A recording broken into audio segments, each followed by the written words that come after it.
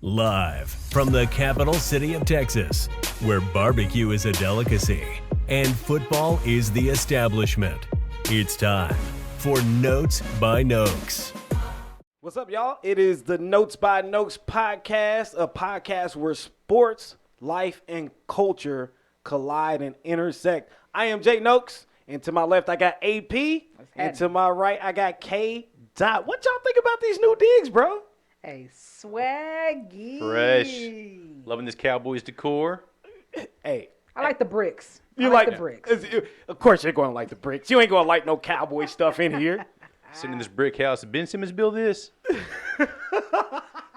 Ben Simmons? So we're going after Ben Simmons already on this pod? Y'all seen those offseason workout videos? You know, we fell for this last year. What happened? He didn't shoot a three all season long. Come on, Philly. Yo, so I see those videos all the time, and I'm just like, man, we know Ben Simmons still can't shoot. He in the gym playing with some high school basketball players. That's why he's shooting. I mean, the young boy is cold. He can't shoot that great, but give him his piece, okay? He's going to be all right. Give him some time. You know, I don't know about that, to be honest with you. He was dubbed the next LeBron James in the NBA. So I got to be critical. I got to be critical. That's the only thing that I could think of. Like, he's missed the mark, in my opinion. I'm not big on Ben Simmons. Definitely not big on Ben Simmons. So there was this funny debate that we had before we start getting into sports and all that stuff, because that's why y'all are here. Y'all are here to listen to sports. But Kelley started up a pretty funny debate, and we're already doing the top 5 thing on episode 1 of season 3 here. It seems like. Seems like it. Seems like we're doing the top 5 thing. So Kelley, I said that Dave Chappelle is the GOAT, and I think, you know, typically, if you ask anybody, most people will respond like, yeah, Dave Chappelle's the GOAT. And Kelley was like, nah, fam. Nah, bro. What's that saying on IG right now? Nah, he tweaking. You tweaking, B. You tweaking, dog. So Kelley responded with, Well, okay. Chappelle, you can make an argument for him being the GOAT. That's fair. But Chappelle himself will tell you, as most comedians, you got to go with the OG who started the game, as Richard Pryor. You can't pay homage to Richard Pryor. You go from him in the 70s, you go to Eddie in the 80s, Chris Rock in the 90s. That all paved the way, right? that's true. So time has a funny way of playing tricks on us, and you forget how good these cats were back in the day because it's not as relatable. Chappelle's tackling current things that are fresh in our minds so we can relate to them in our generation. But where would he be without these guys, right? That's true. That's true. But I even mentioned Richard Pryor, you know, being like the legend. I think that there's 2 different categories. Like with GOATs and everything, I think when we talk about GOATs, you have to separate the categories, right? So when you talk about like LeBron James and Michael Jordan, you know, that conversation is always up there, right? Mm-hmm. If you break it down, and like you said, you go 70s to 80s to 90s to 2000s to 2010s to 2020s, I think that's how that argument should be handled too. Yeah. But AP, I want you to die. Like I need your opinion because she didn't get in on it. I don't want no smoke. That's why. I don't want no smoke. Y'all not going to feel me.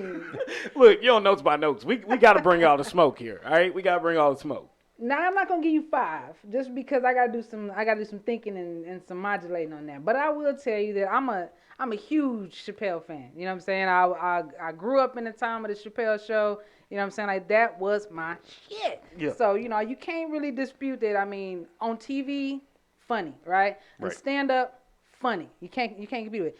In person, like in this regular situational, like I've seen videos and you see him like this in the streets talking to people. The guy is just naturally like standing there looking at him. He gonna make you crack a smile. Like, I mean, I think Chappelle just has the DNA of comedy just down. And I mean, and with the debate of the GOAT, my thing with it is with sports and everything else, the torch was made to be passed. So I mean, you can't be the GOAT forever. Yeah. I mean, it's just, yes, somebody had to do it first. You know what I'm saying? So, I mean, it's never going to be, LeBron's never going to be Michael. You know what I'm saying? He's going to be his own version of what he is, and he's going to be the greatest of this time. You know what I'm saying? I don't know what that acronym would be. It wouldn't be GOAT, maybe GOT. GOT. I mean, he'd be the GOAT got. The GOAT got? I don't know. But when we're talking about comedy, y'all mad disrespectful and sexist. I'm going to say it. Hold on. Are you going to say Wanda Sykes? Wanda Sykes, 100%. I mean, she's cool. She's cool. But because I got natural hair, I take it personally. People compare me. I don't want to be Wanda Sykes. I don't know. I don't see it either. Thanks, Kelly. I saw the look. But Wanda Sykes, yeah, she cold. She is cold. But I think Wanda Sykes is TV funny. I mean, let me dial it back. She got some good ass stand-ups. But I think that when you talk about people like Lunel, some more, you know what I'm saying? Some more, man, let me tell you, I used to stay up late and get in trouble for watching some more. And repeating that, I ain't gonna talk about the whoopings. Who else we got? Bernie. I think Bernie is gonna be up there just because RIP. The man did his thing, and he's one of those people when he opened his mouth, something funny gonna come out, and it's not intentional. So that's why I'm gonna stop it. I'm gonna leave y'all with wondering on the last two because I gotta think about it. I really want to position my top 5 with precision. Y'all not gonna put me in a box and make me say it right now. This is gonna be a debate. I think we circle back to this debate on the next episode. We'll see where it goes. Because, I feel like this conversation, this top 5 could get pretty dicey here. Because it sounds like I have, a top 5. It sounds like Kelly has a respective top 5. It sounds like AP has a respective top 5 as well. So I think we should put something together on the next pod about that. And, talk about comedians and also talk about, top 5, maybe quarterbacks, maybe basketball players. Maybe WNBA basketball players, so I'm not over here being sexist like AP said. Put some respect on these women in the game, okay? Look, I actually said it in the last season of this show. I respect women's basketball more than I respect the NBA. I respect the foundational support of it because if you look at it, it's still basketball in its purest form. You don't have to alley-oop, you don't have to dunk, but you're taking smart shots and you're passing the ball, right? You're moving the ball around. That's what I like. That's like rec ball. That's something that I enjoy, and I think it's a hell of a league. I almost covered the Wings this year. Yeah. So I think the WNBA has something going for themselves now in 25 years, their 25th year of being in existence. So much respect to women, man. I'm not here to cast aspersions. You know what I'm saying? Come on, Dad. Let's put the fan on. I'm not sorry. I can't throw out harsh words like sexist. But K Dot over there like, say, fam. No, I'm saying she didn't want the smoke, but she's throwing out sexist. It's like we're 5 minutes in. Sorry. I know. Smoke. There's smoke. I'm sorry. Day 1. I'm sorry. Let's bring it back. Episode 1. We'll talk about this 5 episodes down the line. Old Time Barbershop is a small family barbershop that offers all kinds of fades and regular haircuts. Our man Joe has used them for the last 2 years, and whenever he needs to get his wig split, they never mess up his hair. Old Time Barbershop is located at 603 East Abrams Street in Arlington, Texas, conveniently located next to the University of Texas at Arlington, and offers great rates for college kids too. So check out Old Time Barbershop and let them know that the team with Nokes by Nokes sent you. Episodes down the line. Let's talk. Yeah, that's what I'm saying. All right, man, we're going to get started with the podcast. Thank you guys so much for watching and listening. If you're watching on YouTube, thank you. If you're listening on any of our podcasting platforms, thank you. This has been a long time coming. These two wonderful people committed to this back in, June? Whenever I hit y'all up. And they said, we're rocking with you. Like, let's do it. And they're fully in. So I'm super excited. So going into that, the first order of business of Season 3, Episode 1 of Notes by Nokes is to figure out what our viewers and our audience is going to be called. And we had some good names. We had some decent names, like Note Takers, Scribe Squad. What was the one you did, K Dot? Noteworthy. That was pretty fire. I don't know what that is, but we'll be all right. But that was pretty fire. But I really want to figure out what we can call our audience and our listeners here. And what we're going to do is we're going to open up the floor for our audience and our listeners. If you could leave a comment in the podcast section, and also we'll create a poll as well. If you have any suggestions for what you guys should be called, then, we'll vote on it and then we'll make it official. So, but y'all got any more suggestions? What are pen pals? Yo! Hey, it just came to me off the dome. Old school. Now that's going to apply to our demographic over the age of 35 years old, though. Exactly. These youngsters are going to be like, what do you mean? What's a pen? What's a pen? Swipe? What? I just got my stylus on my iPad. It's like, Something like that. okay. Something like your finger, but with ink. Pen pals. That's dope. Can't I even like write, that. Can't even write in cursive. Yeah. Well, do y'all know that they're not even teaching cursive in school anymore? Yeah. But I taught my daughter cursive, and phenomenal. I'm like, kid, you got it down. So I'm just going to leave it be. Write cursive in your teacher's face. Just do it. You know what I'm saying? Yeah. Make them mad. Yeah. Your dad's teaching off the curriculum. Yeah, I am. I don't care. I don't care. I only learned to write in cursive. I didn't really care about it, but it was important to me when it came time to write love notes. Because in my day, I thought that cursive was Spanish, and I felt like that was a love language. Yo. I found out that it was just English in a different way. We got to put that on a shirt. I found out it was English, but in a different way. It's classy English. Oh, man. Great first 10 minutes of the show. I got to tell y'all that. It's been a joy so far. So let's talk about, this is something that we kind of tossed around during our pre-production call. And Kelly brought up a really good point about a Little League baseball player in the Little League World Series. And I'm going to let Kelly somewhat elaborate on that so that way we can jump off the conversation and discuss it as it relates to, what these young athletes are going through in sports today. So, Kelly, you got the floor, my man. All right, so yeah, this young cat out of South Dakota, Gavin Weir, is just throwing just lights out on his way to the World Series they're currently in, and just recorded his 4th no-hitter yesterday. Just unreal. Sheesh. Yeah, and he's a man amongst boys, and maybe he's that one who, at a young age, hit puberty a little earlier, he's got the advantage, who knows, but it begs the question. They're giving him maximum pitch count every time he's out there. So, but at what cost? Here he is, 12 years old, doing what he's doing, but do you want him under the scope at 13, 14, 15 years old for Tommy John surgery?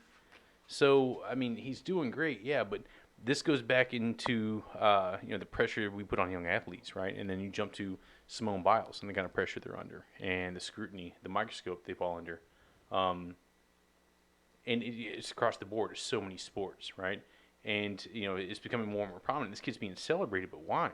He's doing a good job, but, let's, dial it back a little bit. Right. I think it's honestly just the expectation of, these athletes. They're young. They're spry. I tell my daughter all the time, I'm like, you're 9. Yeah. You don't hurt. You don't know what soreness Get back feels out like. there. Get back out there. What's wrong with you? What are you complaining about? But I think that those expectations are placed on them because of their youth. Not only that, everybody's always looking for something with these young athletes, right? Everybody's always trying to attach themselves to this player who is a generational talent, transcendent talent, someone who can break the barrier and make it into the pros. So, when we talk about pressures, it has a lot to do. It's a lot of factors that go into it, in my opinion. It's people who see something, they're opportunists. They're like, hey, look, I'm gonna take the opportunity to maximize on that opportunity, and I'm going to attach myself as a coach to this player, and I'm going to say, hey, I made this guy throw 100 pitches, and wait till I tell this other coach how well he did. It's all a part of the pressure. It's all a part of the pressure, and let's look at like Sha'Carri Richardson. She's under a microscope right now. She was supposed to go to the Olympics, and she popped positive for a marijuana test, and it's crazy, especially that she caught the outrage that she caught because of how many advocates we have for marijuana now, especially in professional sports. Yeah. Not so much collegiately and not so much, high school wise, but professional sports, everybody has a pretty decent understanding of what this drug is and what it's meant for. You damn sure ain't make her run no faster. Yeah. I know that. Slowed it down a little bit. She probably would have ran a 10.5. Hey, look, I don't know if that's the case. Well, we saw it. Somebody said it was funny. Somebody on social media was like, yo, that exhibition race, she must have been high because she was running slow. And I'm just like, well, that's not really – I mean, it's funny, but it's not fair, you know? Yeah. Like, she did what she was supposed to do. She went through the process, and she was one of the fastest runners that we have seen in the past 2 decades. So, you know, and then on top of that, she learned that her mom died from a media member. Mm-hmm. Like, you know, let's talk about how bad that is optically and how bad that is, you know, for her. You know, not finding out from somebody who is next of kin, but finding out from someone who doesn't even know her. Right. You know, how impactful is that? How much pressure does that apply on a athlete when you have media members speaking on your personal life? That's a big thing to me. You know, that's a huge thing.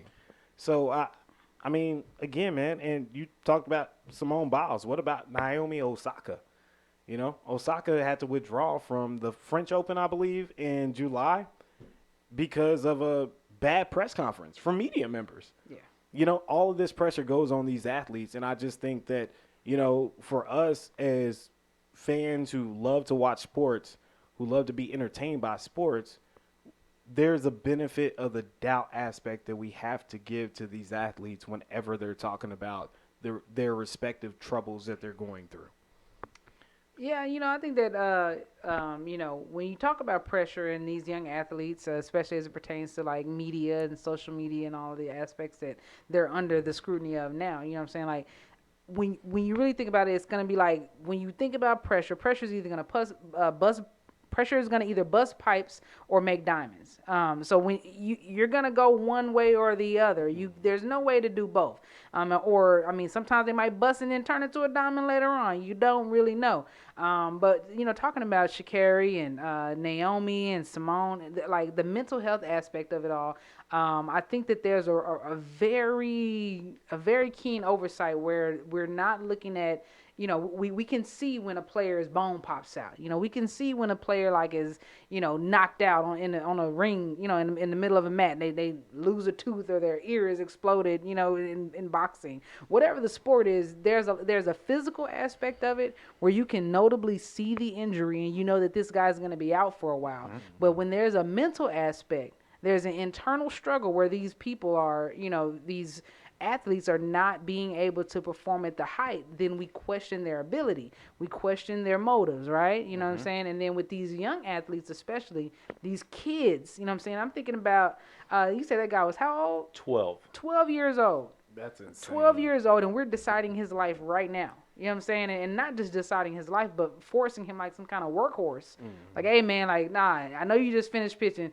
Put that Capri Sun down. Get your glove, buddy. Get back on the mound. Okay, snack time's over. You know what I'm saying? He's probably looking for a nap. You know what I'm saying? It's been 12 hours in that heat. But it's just crazy. But I think that people expect diamonds, but they forget about the pipes. Agreed. 100%. And I like how you touched the age. It starts at a young age, and it makes you question and wonder sometimes, do we have their best interests at heart? Yeah. Because at the end of the day, as fans, it's a source of entertainment. We forget age. We forget these are children at times, and it's ingrained in them at a young age. So in the case of this kid Weir, they're not even looking out for his physical aspect, right? They're not even concerned about his arm and the physical aspect, things that are tangible, as AP said, things you can see. Who knows what's going on mentally and what's doing to their psyche? Maybe they like it, right? Because they are these kids that come through on the other side. A LeBron James, for example. Kobe Bryant, at 18, come out right out of the gate and just ready to take on the world. But we're not talking about bench players. We're not talking about the backups, you know, the B team, the JV. We're talking about the upper echelon and top percent of every sport in the world. And if you take that top percent, very small group of people, and say half of them can handle pressure, the other half can't. That's when you start seeing, you know, naming Osaka and Simone Biles and people standing up, and, you know, it's kind of a blanketed answer to say mental health, which is great because they don't have to explain themselves. Mm-hmm. The beauty of it, they're allowed to do that now. You couldn't get away with that 10 years ago. Yeah. Social media is a blessing and a curse because on one end, you're going to deal with a lot of scrutiny. You're going to deal with a lot of criticism. You're going to deal with a lot of things you wouldn't have seen, you know, back in the 90s. However, also you can get your message out. You can be an advocate for mental illness. You can be an advocate for anxiety, things of that sort. If your head's not right, that's when it's a quick reminder that this is a game. Yeah. I don't want to play a game today. I'm going to go home and kick back. That's your prerogative. And the fact that we, as selfish as we can be as fans, are offended in a sense because someone's just doing what's best for them and their mental well-being. To say Simone Biles is a bad teammate. Yeah. Because, I mean, not even talking about how they screwed the score up. So that's a whole different conversation. But just because she wasn't in the right headspace to go out there and perform in a safe manner, and we're offended because she's letting us down in a sense, who do we think we are? Well, I just think we're entitled. And what 2020 showed us is that there are so many people out there who are entitled, and they do have an entitled opinion, and they do feel this way because that's just how they feel. And Careful, you're going to get canceled. not notes by notes. Whoa, Jay. Hold on there, buddy. You don't know. Hey, look, I'm sorry for the cancel culture crowd. I'm just saying, but a lot of people in 2020, it was unveiled to us how entitled we could be as citizens. I mean, even us. I mean, we love entertainment, right? LeBron James sits out a game. We're up in arms. Yeah. What the heck? Why aren't you out there on the basketball floor? You heard just shut up and dribble a couple of times in the past 6 years. People are entitled, and when it comes to their entertainment, if it's not them entertaining you, then we have a problem. But damn everything else, right? Yeah. Because I can't relate to you. You can't relate to me. You're on the TV. You're on the floor. You're on a gym floor. You're a nationally televised athlete.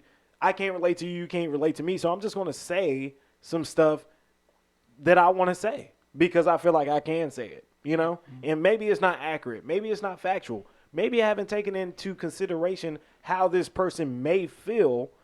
But at the end of the day, that person still feels that way regardless of what is happening outside of what they're going through. So, I just think that, with these social media pressures and also social pressures on young athletes, unfortunately, when you are a stellar athlete, there are a lot of responsibilities, like media responsibilities. You do have to talk to a lot of media members. You do have to, exert your energy, per se, towards things that you necessarily don't want to do. But when it comes down to mental health, like you said, there should be no excuse. You know what I'm saying? That should be an answer that everybody should be acceptable towards and not have a problem with. So, that 12-year-old kid, man, that's crazy to me. Because when I play football, I didn't have people up in my face. I wish they would. I'd be like, bro, I just got done playing. Get out of my face, man. I'm 30-some-odd years old, and every now and again, I don't feel like going to work. Oh, I need to take a mental health day. You know what I mean? I need to reflect. I can only imagine these kids want to hop on a game, play outside, live a normal life to some degree. You know what I mean? And the expectations are just unreal. And like Michael Jordan, he did not have cameras thrust in his face when he was in high school. He had the ability to grow and develop into the GOAT that he is. Exactly. You know what I'm saying? LeBron, a different story. He was diamond. He got pressed and pushed and prodded at the age of 15, 16 years old. What was he, 16 on the ESPN cover? Yeah. You know what I'm saying? Like, ridiculous. And his entire life, he's been forced, even recently, his last tweet regarding not being voted in, his tweet said is, one more thing I got to prove. More on that later. Yeah, more on that later. And he is a entirely different breed. Because you look, Jordan, a lot of these guys back in the 80s, 90s, older generation, had a chance to become a man or an adult of sorts or, grown-ass woman before they had to take on the cameras and the flashing and the fame and the money, right? So, it's all out of order and out of whack. And you question, too, where are the parents' interests? That's subjective. That's a whole, situational, conversation. But, even looking at Simone Biles and what she put up with, we're talking about the twisties and, wondering, about her scoring, but what about the sexual scandal? We just brushed right over, and people completely neglected, like it wasn't a big deal. Yeah. Oh, because it happened to so many people, she's just, another one of the bunch. Like, they're not putting any focus on that. Like, where's your head at when you go to a gym and you think back to that gym where you used to work out, and sexual abuse comes to mind when you're still trying to keep your head straight and be an Olympic gold medalist again and again and again. That's some tough stuff, man. And I guarantee you the only people upset, her teammates weren't upset with her backing out. Yeah. They didn't give a shit. No. Because they were teammates. They support her. Yeah. It's us. It's fans, right? And Sha'Carri, too, the thing that makes me bad about Sha'Carri more than anything else is the Olympics need to be checked, right? Yeah. Now, did she fail a test? Sure. The rules are set in place, but the rules need to change. Yeah. You know, the system's broken. Mm-hmm. Now, it's also a little unfair as we become more and more progressive as a country. We can't expect the rest of the world to adhere to that, right? Right. We're light years ahead. I mean, it still feels like we have a lot of progress to do, and we do, right? I mean, our kids should look back and see, wait, we was illegal? Wait, what? Yeah. So as we progress, there's still parts of the world where women are second-class citizens, right? So, I mean, we're worried about a flyover, and there's much bigger problems across the board. So, I mean, in the NCAA, they get away with damn near, Olympic Committee gets away with damn near anything. Same applies to the NCAA. That's the only other big bullshit committee that I think trumps the Olympic Committee at this point. That's a nice segue because, I mean, for what it's worth, these players go through all this pressure and they go through all this attention, or they get all this attention, and, you know, it's a good thing that the name, image, and likeness bill passed. Yeah. So that way, and if anything, these collegiate athletes, more than anything, need this because of the pressures that they go through, and it's no amateurism in it. You know, they are professionals. I mean, you ask an athlete at the University of Texas, he'll tell you, yo, I wake up in the morning, I go to class, or I go to practice, then I go to class. After class, I got study hall. Then after study hall, I got practice again. So I'm practicing up to 30, 40 hours a week, but I'm not being compensated. I'm still going hungry at night, you know? And then you have to deal with the media pressures, especially like being here in Austin, Texas, right? Where the Austin American-Statesman is all over you about missing a tackle on 4th down against Texas Tech. You know, for them to finally get rewarded, it just shows that the NCAA is no longer needed at this point. But what do you guys think about the name, image, and likeness?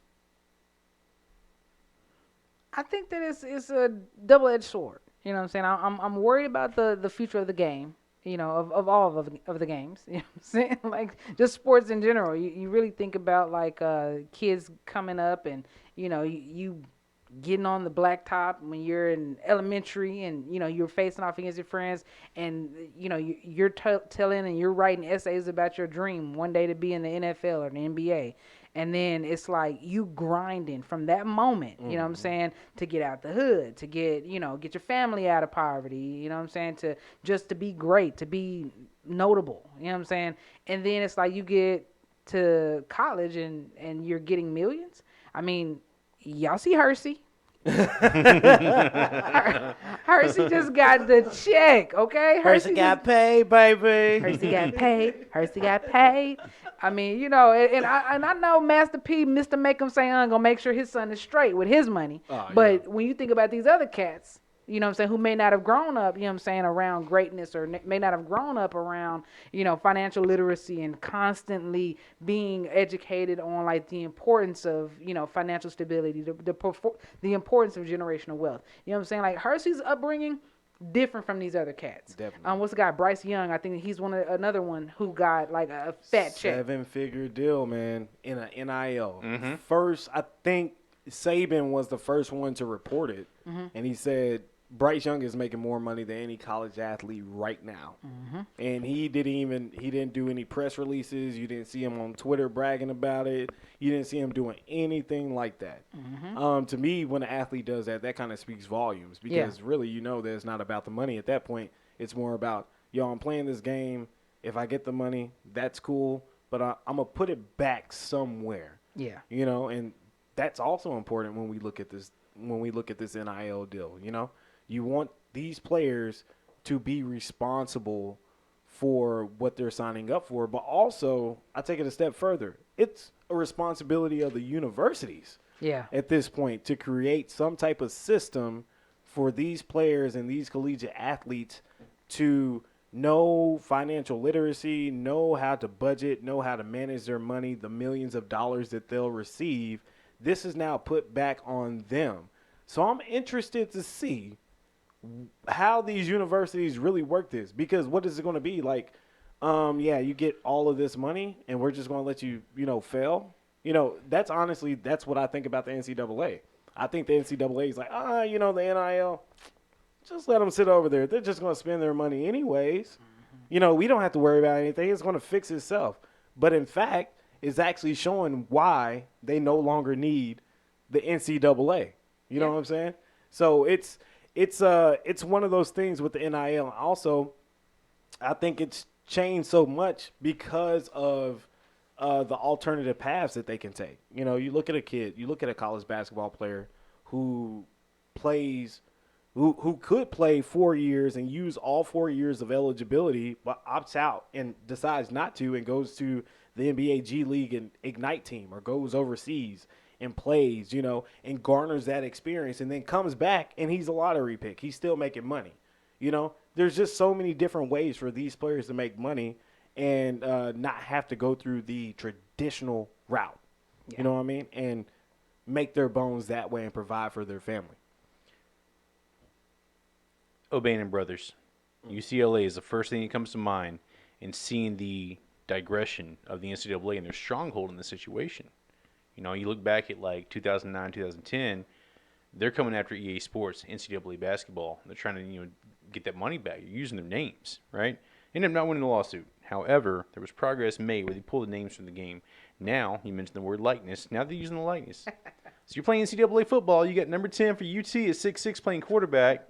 Number 10. You know good and damn well it's Vince Young. You know it's Vince Young, yeah. Right?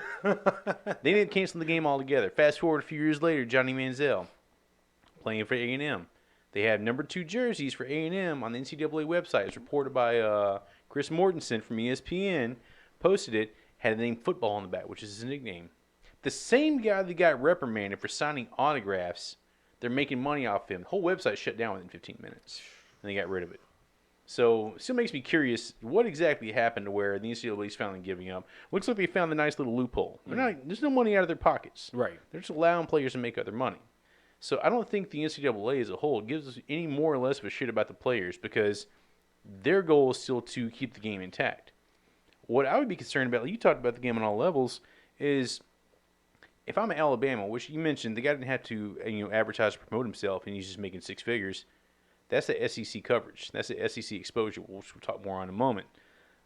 It's going to happen. But if I'm one of those guys for Bama, and in my community doing well with local endorsements, and I put up 6 figures, and I have a college degree, will that affect the NFL? Why would you go play unless you know good and damn well you're going to be a starter? Why go risk your life for another 3 to 5 to 10 years? Mm-hmm. I've got a degree, and I've got money stacked. Yeah. I've got bills paid. I've got money saved for a house, all kinds of things. So at this point, you know, you're starting to see people get more and more savvy, right? You see Andrew Luck retiring early, walk away from the game. Calvin Johnson, I don't need this. Calvin Johnson had $55 million more dollars. Didn't spend a damn dime. What? No, $55 million more dollars coming to him. He walked away from. And all he had to do was show up and lose. He didn't have to do anything. Man. Mm-hmm. $55 million. And so you see people dropping at 29 and 30. So, you know, as they get more and more savvy, why not at 21, 22, make your 6, potentially 7 figures? If you play 4 years in college, these guys are making 6 figures out of the gate. Who knows what they can accumulate over time? Right. And especially if this develops more, right? This is all brand new. Yeah. This is a new egg. We haven't seen where this is going to go. So, I mean, you know, the sky's the limit with this. And, I mean, I love, Jay, you mentioned these other avenues. Do you think the NCAA at any point could become obsolete as far as sports, sales, TV contracts? I mean, how much will this dwindle? I mean, because there's so much money behind it. That's the thing. And that's the problem with the CFL, the problem with the XFL, the problem with the D Leagues, things like that. They don't have the funding to compete with the NCAA. Mm-hmm. Well, I think, you know, I think that they'll become obsolete because of the alternative routes that I mentioned before. I think that these players are smarter. I think that they pay attention to the people before them. I think that they look at the business acumen that these, like LeBron James, prime example, like ultimate businessman, like all about his brand, all about making his millions, you know, all about providing for his family and setting up generational wealth. I think that that's really this right here, and also them just saying, I don't need the damn NCAA to make this happen. Right. You know, because, you're saying I don't have to go to this university, get a degree, and play for your team and not make any money? But now don't they need the NCAA in a sense? Because where are you going to get that kind of exposure? You got CBS contracts. You're not going to get that with, D leagues and XFL. But you go overseas. Overseas money is something that WNBA players did before the WNBA even existed. But that's not football. Football doesn't have the market over there. So True. I mean, for football, I would say that the path to football is so solidified, it's going to be hard for anything to change. Yeah. Especially with the NILs, because if you have a college football player opt out, like they've been doing for, the past 5 years, opt out, say, I'm getting ready for the NFL draft, our team is shit, I don't want to play. Contractually, with the NIL deals, they're going to be obligated to play those games. Yeah. Because you're representing our brand, you're representing our dollar amount, so you're going to have to play. Yeah. So for the NFL, I don't think that I think the NCAA is going to be able to carry football. Basketball doesn't need the NCAA. Soccer doesn't need the NCAA. Tennis doesn't need the NCAA. All of these other programs where, football players are like, we bring in the money and y'all don't. Well, really, those other sports don't need any of that money. They can go elsewhere. So I think that eventually the NCAA as a governing body will no longer exist. I think that they will exist as people who create rules and bylaws for players to, go along with. But I don't think that they're going to be able to control, if a player can make money or what they can do with their eligibility. So I think eventually they're going to fall. They're going to be non-existent as a governing body, but just someone who lays out this is how things should go, right, and not really penalizing student athletes for doing things in an alternative way. I don't know. I think that it's going to be tough to get rid of them. I think that right now and has been for some time. I think that the NCAA is. That's the whole house. You know what I'm saying? I hope that they're the pimps, right? They funneling. You know what I'm saying? I don't think that they're not getting their cut. I don't think that it's possible for you to have players that's making millions of dollars. When I say millions, I mean millions, like all the letters. You know what I'm saying? I think that is not a way that you're not having some type of agreement to where because this person is associated with this campus or, with this brand that you're not getting something off the backs of these players still. You know what I'm saying? I just don't think it's possible. They've done it this entire time, you know what I'm saying, without getting a dime. You know what I'm saying, off the actual players themselves, but they've been getting, ticket sales, they've been getting merchandising, they've been getting kickbacks from like the like EA Sports and stuff like that, people who make these games. It's just another avenue for them to get paid. And there's no way that anybody can tell me, and of course I haven't seen a contract, but I mean, and maybe I'm wrong. If anybody can pull out a contract and let me know what the fine print is, I would love to know. But I firmly believe that somewhere in there's going to be some type of clause where the organization or the campus has to collect some type of cut of this deal. I don't see it possible because without the organization, you won't have the player. Without the player, you don't have the NIL need, right? So I mean, realistically, I think that I think that you still have to have one in order to have the other. It's the only way it works.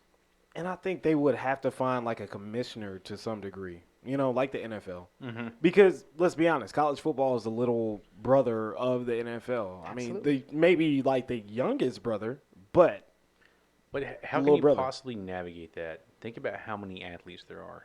Yeah. It'd have to be per university. And, even, the idea of, within your university, have a class. Help coach these kids through it. They don't know what they're getting into with that. 18, 19 years old. Again, they're not the LeBron James of the world. That's a different breed. That's an anomaly of a person, right? How he handled himself so well, conducted himself at 18 years old. So you can't expect that from every athlete. And have a class. How easy would it be just to have a class? You can make an elective for anything in college. Make shit up. It doesn't even matter. Who's the guy with the classes? He's been doing it for a long time. Herm Edwards. Herm Edwards with if you've ever seen the documentary Broke on 30 for 30, guys, it's a fantastic watch. Statistically, 60% of NFL players are broke within 3 years being removed from the league. They have the shortest lifespan. With kids, don't put them in football. Pick another sport. Baseball. Yep, baseball. Guaranteed money. You sign it, it's all yours. Legos. Yeah, they will pay you money to go away. Alex Rodriguez, $250 million. They paid him like $100+ just to go away. Yeah. So, but Herm Edwards has a class for new guys in the league. You need one house, you need one car. How to save your money, how to kind of keep your heads on straight. They can do the same thing with college. It won't be difficult. How they get Matt McConaughey a class just because he got bored. Like, all right, you're teaching the film class now. Like, do the same thing, and it benefits everyone involved, right? Yeah. These kids, acting right, maintaining composure, and doing good things with their money, so that way you can keep them for 3 and 4 years, right? So, it's another thing too. Not to quote Diddy and Mace, but more money, more problems, and Biggie. It happens. Especially Can't stop. that age. Won't stop. I was broke at 18 and still bad with money. I can imagine if I had $1 million. Dude. Man. Jesus. Have y'all ever seen a 19-year-old be successful with, there's some outliers here, some aberrations, but have y'all ever seen a college student who ran up on some money and was like, oh, I'm being super responsible with this? It's very rare. Well, I know I wouldn't. And honestly, I don't even know if LeBron James was responsible. He had more than he could spend. Dude had a flip phone. He had $90 million from Nike before he even dribbled a ball on Cleveland's court. That's true. So if he blew away $10 million, good on him. You do you. You still got 80 in the bank just sitting waiting for you. He's gonna be all right. So. Was it Kawhi who still hadn't who had won the he had won they won the championship and he still was driving the same car? That 99 like Suburban. Yeah. Paint jacked up. He ain't even get a thing painted. You know what I'm saying? What it do, baby? Yeah. This cat though, out of Miami, Dan Lambert. I want to say Dan Lambert. I'm pretty sure it is. He's doing some big things out in Miami with the Hurricanes program. He has this thing called Bring Back the U, where he's actually partnering with. And he's already an established guy himself. He runs one of the nationwide largest MMA programs, so he's established. So he already was doing $500 per player for supporting his brand, or per player per game or something like that. He has some deals going on the side with players, but now he's doing this thing to where they have this organization, and all the money that's raised basically goes towards the businesses. But in order for you to be a part of the program, you also have to, employ these college athletes to basically endorse your business. And basically that's how these athletes will get paid. So, I love programs like that. I love when it's localized. I think that's the best way to do it. It's sort of scary when you start bringing in huge multi-million-dollar corporations like Nike and Under Armour, Gatorade, and they're throwing millions at these players. That's scary for me. I love the fact that, these kids are now being able to, eat food instead of noodles. You know what I'm saying? They're not That's just strapped to the meal plan. You know what I'm saying? They can eat off campus at least twice a week now. Yeah. You know what I'm saying? I like the fact that they can, take care of themselves and support themselves through this college process. I think that's a necessity. Yeah. I do not think that college players are needing millions of dollars.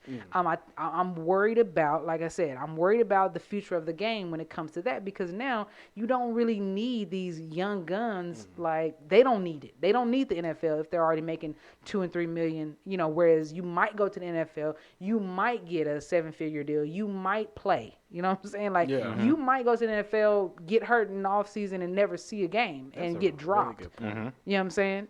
So I think that there's some pluses and there's some minuses to it, but it's scary when you start talking millions and kids. That's a really good point. Yep. When you talk about a player getting money too fast, what they do with it, how they react to getting that money. Oh, excuse me. And if it diminishes their hopes and dreams of actually making it to the professional league, that for one, that's the reason why they went to college. That's why they signed up for it. So you're going to give me all this money and I don't have to work for it? I do think that it's great, because now you have empowered more of the, let's say, the 80% that doesn't make it to the league, or those players, like you said, the bench players or the role players.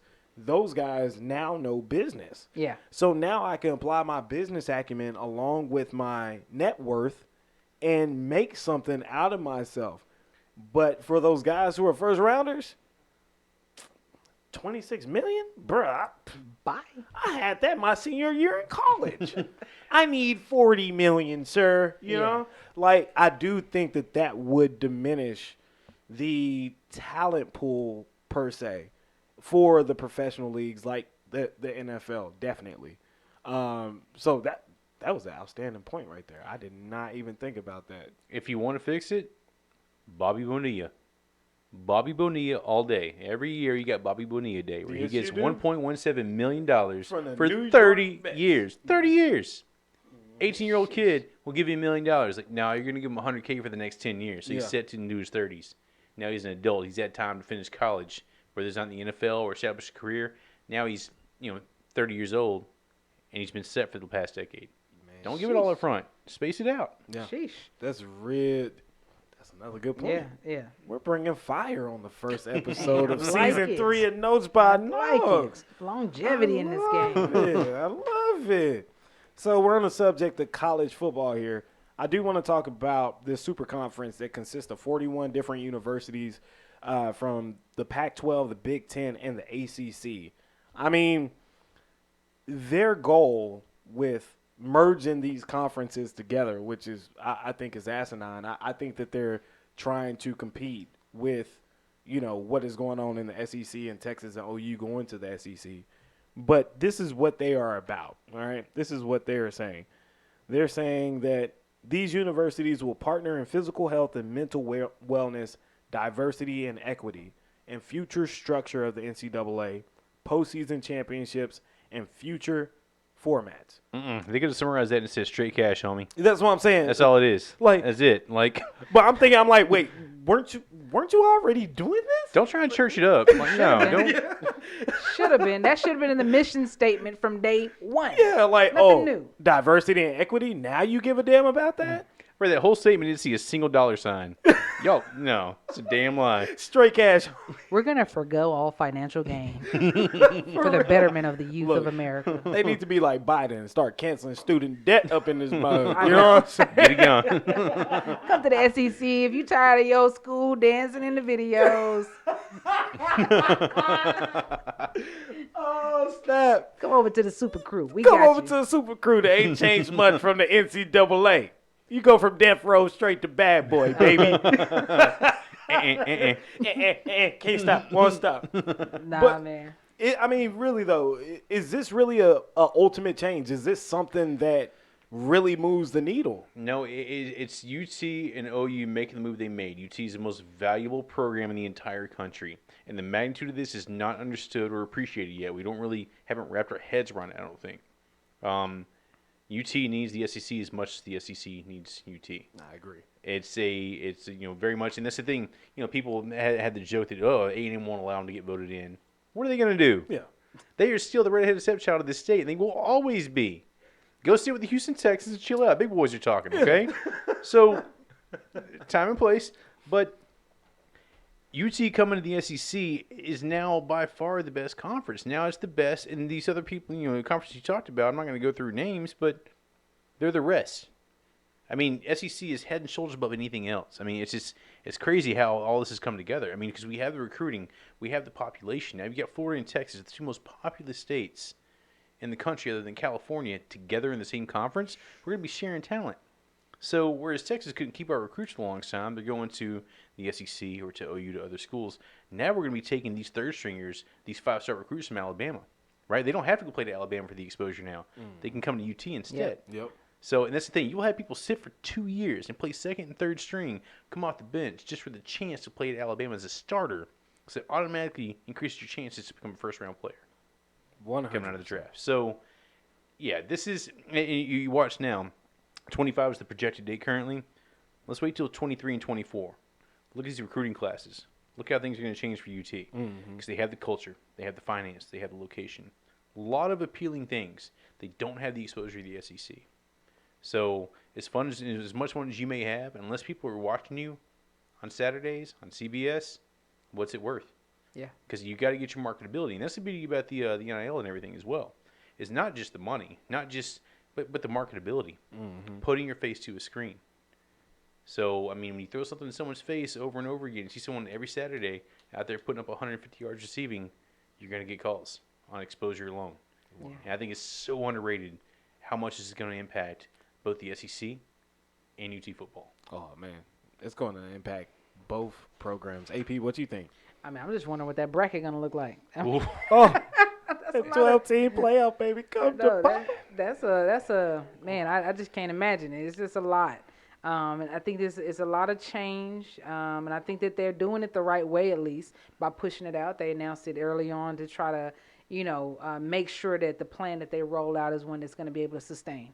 So I think that everything that we're talking about right now is being thought about. You know what I mean? I think that they are aware of like the abilities and the inabilities of like the program to take off, right? Yep. And for the reception, really, because you're gonna have people that's gonna be like, nah, we want it the way we've had it, because you got all these people who are diehards for like they ride for who they ride for. You know what I'm saying? And you make one little change, and it changes a lot. You're talking about changing, rivalries. You're talking about changing all kind of stuff. But, I think that if it does go through the way it's supposed to go through, and with the NIL being the way it's taken off, I mean, it's clearly being something that's, widely receptive. I think that we can see some changes coming pretty soon. Yeah. Agreed. Yeah. I think I agree with both of you guys. I think that number one, what the Pac-12, Big Ten, and ACC are doing, they're just, like you said, straight cash, homie. You're trying to compete with a much larger brand. Yeah. The SEC, Texas football, OU football, even though OU doesn't make that much money. Zach, what's up, Zach? Shout out to you, bro. OU sucks. It's I'm not going to say the time. But I really think that this merger isn't much to do about anything, but Texas and OU is about everything. I think that them going to, for one, Texas going to SEC not only keeps the OU Texas rivalry intact, but also they gain back the Texas A&M rivalry, which. If you ask, depending on which Texas fan that you ask, if you ask me about that damn Texas A&M game and Texas game at the end of the year on Thanksgiving night or on Black Friday, yo, I'm watching that more than I'm watching the OU game. Oh, yeah. 100%. 100. OU is the national rivalry, but I don't think people understand how deep that A&M and Texas rivalry goes, man. Like that's some dirty stuff right there. That's some dirty stuff. But I do think that this is going to be a big step towards parity for college football. Yep. Because, I mean, every single weekend, you're going to have must-see matchup. Yeah. Texas versus somebody, Alabama, Florida, Georgia, A&M, Ole Miss. I mean, the list goes on and on. OU, going against some of these other teams too. I just think that it adds much more parity, and it makes it seem like a 12-team playoff is more it seems like it's more plausible now. Like it seems like it could happen. Yep. Versus before, when you had this Big 12 conference, you got the Pac-12, you got the Big 10, all this bull. Yeah, to me, those other conferences don't mean anything. If you look at the grand scheme of it all, I just think that this is going to be a big time game changer for college football as a whole. And every home game is going to be live now. Oh, man. No more bullshit with UT El Paso. Yeah. None of that nonsense. Like, out of the gate. I mean, it's just going to be top 10 after top 10 just matchup every week. And, I mean, if A&M can get it together, get that rivalry game back intact, I mean, like you mentioned, it's funny how people forget from a national standpoint it's TexasOU, right? But, like, for example, Texas Tech, who's your biggest rival? Texas. We don't give a shit about Texas Tech. No, we don't care. Now sit down. So the focus is like, you's like, we're coming for Texas. We ain't worried about y'all. We're trying to fight for a state. Yeah. It's us and A&M. That's all we care about. Exactly. We're trying to stay on top of Texas. Y'all, you do you. No. Yeah. Like, it just can bring that excitement back. And, by default, you surround yourself with better competition. You get better recruits. It's going to be a higher level of competition. No more, losing to Baylor or, losing recruits like Manziel and RG3 and AP, all these guys over the years going to other schools. Texas kind of, regained that prominence they once had. And OU as well. That's the thing. I don't think in any way that I'm, downplaying how good OU is as a program, and they're going to benefit from this as well. But I'm not going to give him that much credit. I'm just going to, Yeah, because you might have to There's your bone. turn So, in those OU, new digs, Kelly. Yeah. You might have to turn it. Threw him a bone, so that's it. All right. That's all I'll say. But Well, I mean, you know what? I'll give OU some credit for staying relevant for the past 10 years, even without Bob Stoops. yep, that's huge. But they aren't the needle mover in this deal here. No. They're the backseat. Yeah. They were like, Texas will take you. Hey, can we bring Oklahoma? Yeah. They're you can Robin. bring 'em. We're Batman. They're Yeah. Robin. Yeah, like we were on the list at the club, right, for the VIP. They're our +1. Yeah, Exactly. Can my homeboy get in? Say, man, I've been knowing this cat for about 10 years, bro. We go, He good for it. He good for it. man. I don't really like him, but he's always here. He won't leave me alone, bro. That's all. But that's what OU is. They're literally the +1 on your VIP list. Mm-hmm. This is all about Texas, man. This is all about putting Texas back on the map. And with Sark in tow, with Kiwatoski, the defensive coordinator, with the staff that he has put together at Texas, when they get to the SEC, man, they're going to be prepared. And they may, who knows, they may be able to unseat old Alabama. I hope we don't have any Alabama fans listening to the show. If so, I don't care. Well, it's not until 2025, so you got 4 years to forget. 4 years for you to explain why you said that. So, Well, hey, look. Hey, let me just say this, because it could happen sooner. Yeah. So if it does happen sooner, come see me. Holla at your boy. Yep. Call me.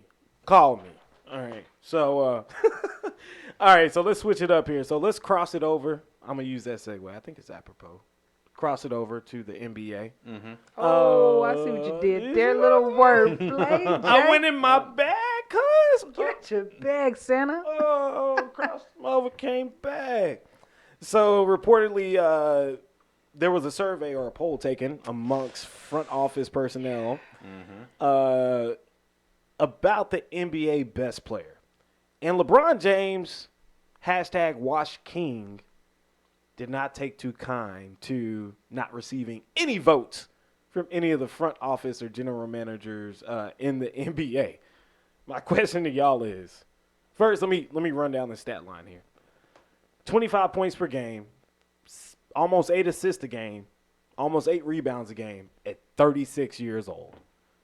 Do y'all still think that LeBron James is the best player in the NBA? Nah. Nah, he tweaking. Tweaking, B. I mean, LeBron got them chops, but I mean, love the guy. Let me preface my bias. I grew up Jordan, but I accepted a long time ago that you don't have to hate one to appreciate the other. That's true. That's real. They can coexist, right? That's true. And also, after a while, you give them a hard time and what happened with the decision. And, my Mavs beating them back in our Mavs. Excuse me. Correction. Beating them back in 10-11. But the thing is, it reminds me of Tom Brady. You can only try and hate on somebody for a while, and after a while, you just got to give up. It's exhausting. Nah, dude. LeBron is a specimen. He's one of the most gifted athletes we've ever seen step foot on any playing field. That being said, he's 36. So that stat line is impressive at 36, but he's still 36. And the biggest takeaway is Jordan at 36 was on a yacht.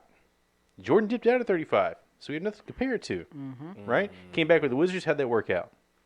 So he's better than anyone else at 36. And the fact that he's being critiqued and people probably understanding, well, he lost a half step. Even with a half step loss, he's definitely a top 5 player. That's not even a question. Is he the best in the league? I think GMs are banking on the fact that that decline has begun. Is it as a parent? I think they're basing it on the eye test. Because him losing a half step makes you wonder where's he going to be next year. Because this is based on going into the following season, right? So, is he still top 5? Absolutely. Best? I got to say I agree. And, I mean, the stats are one thing. If you want to pull stats, you can pull them all day. And, That's true. Based on that, Russ Westbrook's one of the best players to ever play the game. Oh, my God. He's third. When you counting them trip dubs. Yeah, I mean, he's stacking them up like Shots fired, like Laker paper. fans. And, I mean, just, again, on paper is one thing, but the eye test, I mean, I'm trusting the GMs on this one. They got to have a point. Fair enough.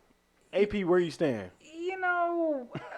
LeBron as a talent. LeBron as a man, LeBron as the myth, the legend. I mean, he is who he is. You know what I'm saying? We can have that GOAT conversation all day long. You know what I'm saying? Like, I mean, the man has seen 10 finals. You know what I'm saying? Like, finals appearances. That's a lot. Man. That's a lot. He's only missed 3 playoffs. He's only missed 3 playoffs his entire career. You know what I'm saying? So when we're talking about, you know what I'm saying, the man being impeccable, like we can't say that he's not great, right? Like, so I'm not saying that. I would never take that away from him. I want to go on record by saying that I'm not saying LeBron is great. But the question that was posed was, is he the best player going into this next season? Is he the one that we need to, like, hold up? I don't think that he is. When we talk about GOATs and we talk about generational, we talk about, you know, Michael Jordan, you know, then the Kobe, then the LeBron, it's there, but there has to be that torch pass. You know what I mean? It has to go somewhere else. So I think that they're spot on. I think that LeBron, great guy, great player. I mean, he did his thing. Great guy. You're a great guy, man. You know what I'm saying? When we talk about the bubble will always and forever be an asterisk. You know what I'm saying? Like, especially coming out of the bubble, and we see how the Lakers did this season. They weren't trash. But they couldn't hold it together long enough to do the job, right? So everything that we saw last year was an asterisk. We saw them in a controlled situation where everybody was kept healthy, everybody was kept safe, and everybody was kept nice and padded in the bubble. You know what I'm saying? And if you cough too many times, like, hey, you got to get out the bubble. If you snuck a shorty in the room, you got to get out the bubble. Lou Williams. What they call it, L.A. work. Had to do what he had to do. You know what I'm saying? And I get it. But I don't think that when we're talking about this upcoming season and we're talking about, like, what is to be expected and continue, you know what I'm saying, I don't think that LeBron is that guy. So here's my thing. Take it over, Jay. Who is the guy? Because if y'all are going to say Giannis, I'm just going to walk out the studio right now. I got to go. Don't let the door hit you where the good Lord split you. I want to see the conflict. Jay, I want to see the conflict in your face when I say this. Luka Doncic. I think Luka is – so here's my thing about Luka, all right? I think Luka has the skills. I think he has the leadership gene to be a player that can carry a team like the Mavericks to the finals. Now, I don't know how well he fares against his competition in the heat of the moment. I think he needs a 2 and a 3, and I think he needs a ton of role help, like bench players, because we saw this year they brought in Josh Richardson. He was supposed to be the starting 2 guard, didn't pan out, averaged 13 points a game. You look at him and KP, that chemistry wasn't there, even though they were still one of the most dominant pick and roll tandems in the NBA this past season. The chemistry still wasn't there. I do think Luka Doncic has all of the skills to be the next great thing. The only thing is he has to learn how to win like LeBron learned how to win from Dwayne Wade. He needs a Dwayne Wade. So you're saying he needs a Hall of Famer? I mean, that's kind of a good recipe for success. Now, because he didn't have the help or support. Now, granted, the misuse of KP is a conversation for another day. Yeah. Whether or not Carlisle's I mean, the guy was standing around. He was the world's most expensive decoy for the last 2 years. Like, how much? But different conversation. Oh, God. Luka had the highest usage percentage in the NBA. Even higher in the playoffs. No player in the top, I think, 10 of usage percentage has won the finals. So basically, he's having to do it all. Now, he's distributing. He's not taking up 35 shots a game, not the case. But he doesn't have anyone to kick the ball to. Now, that will come with time. So when you say has to win the way LeBron learned, I was like, oh, okay. But then you said when he got Dwayne Wade, right? So early, and the thing is, it's up to the Mavs now to put the team around him. So we'll see how that develops. And we'll talk more on that at a later time. But as far as passing the torch, I mean, I'm surprised. I think because he hasn't done it himself. Yeah. If Durant had won it this year, this is a different conversation. If Durant had gone and won it this year, we're having a different conversation. Oh, 100%. But he didn't. So the Golden State we look at as almost a cheat. The GMs of that team were so good, they built a championship team and had money left over to pay Kevin Durant. Yeah. That's crazy. What? Hey, we're looking at it schematically like that's never happened. It's impossible. And you look at the numbers like, no, they definitely had Kevin Durant in the summer. And they did. I remember just jaw dropped. So Durant, there will always be an asterisk to that, always, in a lot of people's eyes, as far as you consider the GOAT. So Exactly. GM's included. So, I mean, natural gift, the guy is the most pure scorer we've ever seen play the game. Yeah, 100%. And it's not even close. He's not lazy on defense either. There are very few flaws in the game other than health. He's got those chicken legs, bony ankles. They don't hold up well. But going back to that, I mean, why are we talking about Durant? Because the thing that baffles my mind is LeBron should be honored at 36. Yeah. That people are upset he's not considered the best. He's 36 years old. Thank you. What? Like, that in itself is an honor. Top 3, going back to, Olympics, people are upset because he got a silver medal. Like, what? You're second best in the world. Even LeBron's second best in the NBA at 36. That's unheralded. Mm-hmm. Because, again, back to Jordan at that age was on a yacht. Kobe at that age was damn sure not the best player. That was already LeBron's game. Yeah. And R.I.P. now, I'm still mad to this day that LeBron, if you ever say that LeBron choked, there's one time I could actually say I feel like he choked. Dallas. Oh, no, Dallas whooped that ass. Dallas earned that. Bias. I love it. I mean, if you're looking at a list, it's Jason Terry, LeBron James, some other cast, I don't know. But, running it down. You ain't lying. Everybody else. And them. But LeBron James, still to this day, makes me mad that he could not get past the Orlando Magic at the conference finals. Because all we wanted was a young LeBron James and Kobe in his prime to play in the finals. Yeah. Nike had commercials about it. Everything is amped up about it. And it seemed like one of those things. It seemed like the perfect fit. And if it actually happened, I feel like it'd be conspiracy theorists in my head saying, NBA is rigged. They set this shit up. But we all wanted it so bad. And then we ended up seeing Kobe dust the Magic. Yeah. Man, That just said I can't trust another Nike commercial because they did that same thing with Sha'Carri with this exhibition at the Prefontaine. Oh, yeah. They dropped that shit bad timing. They was like, we gonna do it right when they come out, and then she gonna beat them all. Nah, bruh. They had her tapping her fingers, and I was like, oh, dang, why they play that? But yeah, sorry, I didn't mean to change the topic, but I can't trust Nike no more. Not with the commercials. Nah, I mean, Trust the shoes, though. I think. Not Adidas. Oh, man. No, not Adidas. Actually, so funny stories, side topic, and we'll get back to the main topic. But I remember I was playing intramural basketball at UTD, and I went and I got some shoes, some I think they were Reeboks. So we're playing. Is this 1987? Nah. They were cool. So they were like whiteboard, they were like just like that whiteboard over there. You could write on them and whatever. So I wrote on them before I went and played in the game. Okay. You wasn't focused. That's the problem. Go ahead now. Nah, I was focused. So through the first 3 quarters, your boy dropped 25 points. Okay. Dropped threes.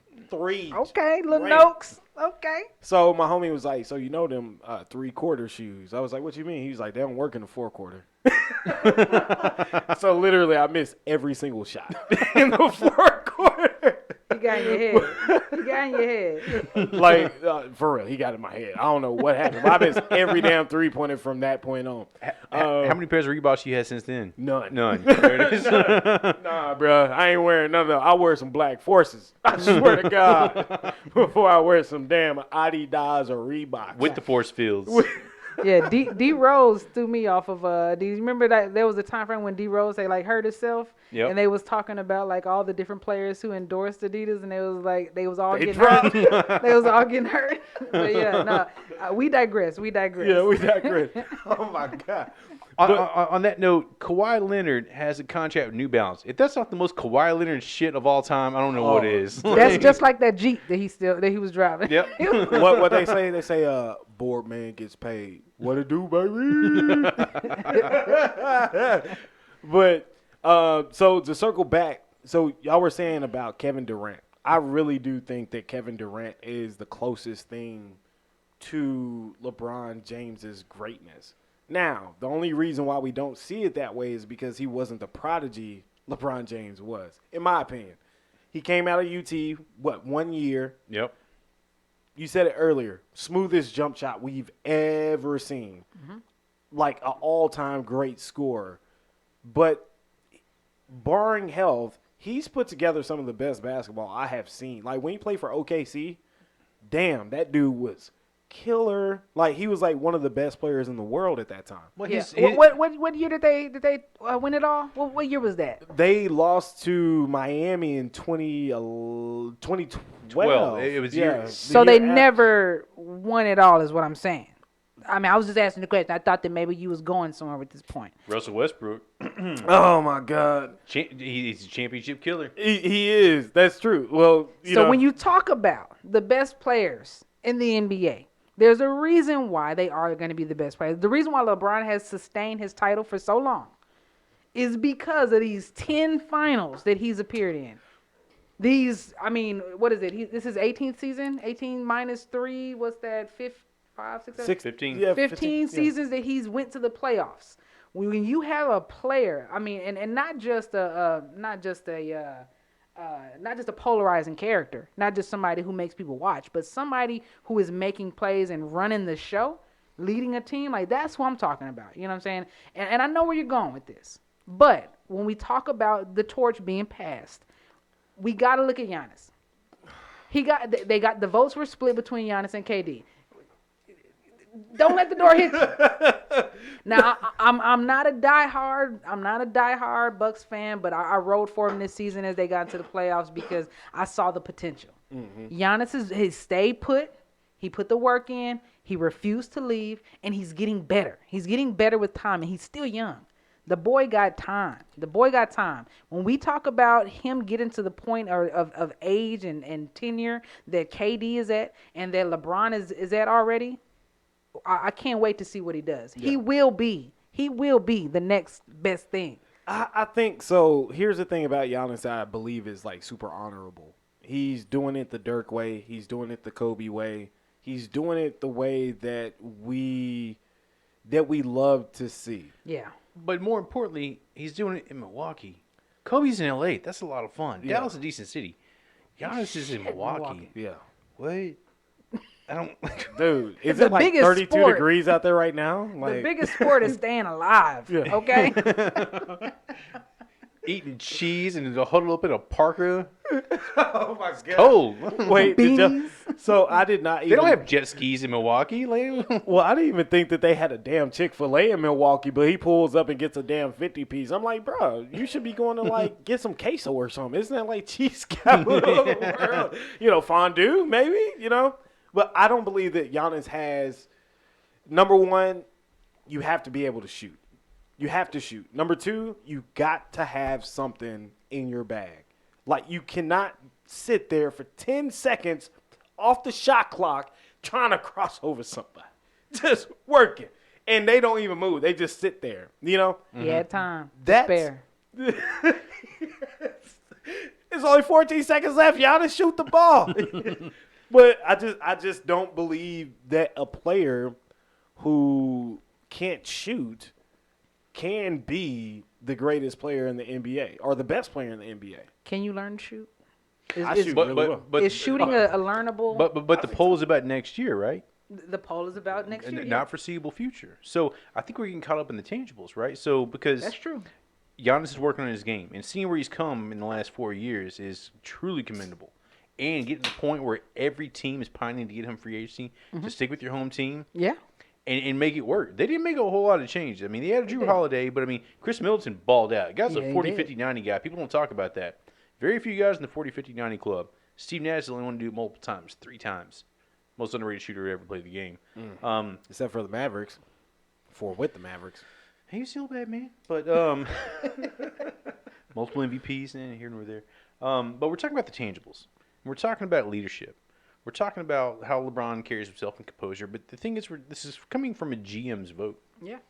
What are GMs looking at? They're looking at sheer talent. What separates LeBron James and Kevin Durant? Well, besides the jump shot, about 4 years. Mm-hmm. And if you're looking at it next year, 37 versus 32-33 is substantial. Substantial. Right?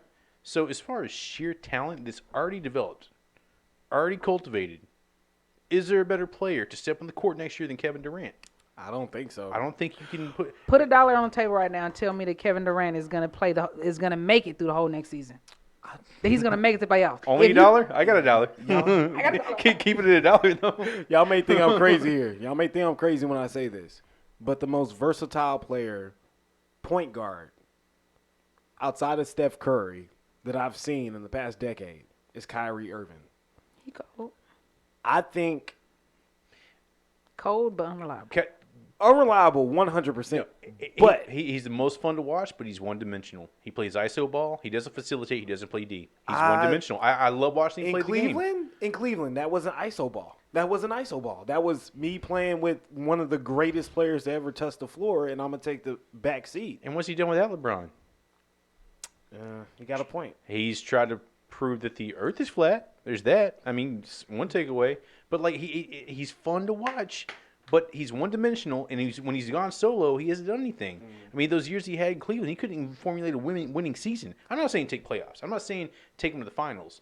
But they were a trash team, lottery year after year. Yeah. True. So, fun to watch, but, I mean, like, it's Steph Curry, and there's a gap in the rest of the league. Well, when I say Steph Curry, I do put Steph on a pedestal. He's the most influential NBA player since Allen Iverson. Yeah, 100%. Like 100%. Mr. Shimmy, give it to him. Dude, like I remember when he first hit that three, and he would shoot the ball and he would just turn around.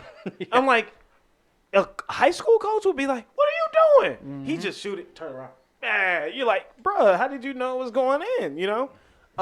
But I do think that there is a difference in between the two players. I just think that both of them are gifted, but in their own respective ways. Like I think Kyrie is a hell of a ball handler. Yeah. I think he can hit. He's like he's a clutch shooter. And we forget about why Cleveland won that championship. Yeah. Kyrie knocked down that shot. Oh, I don't forget. Anytime I'm trying to discredit LeBron, I just point back to that. Yeah. Oh, man. Outside of the Mavericks winning, in 2011.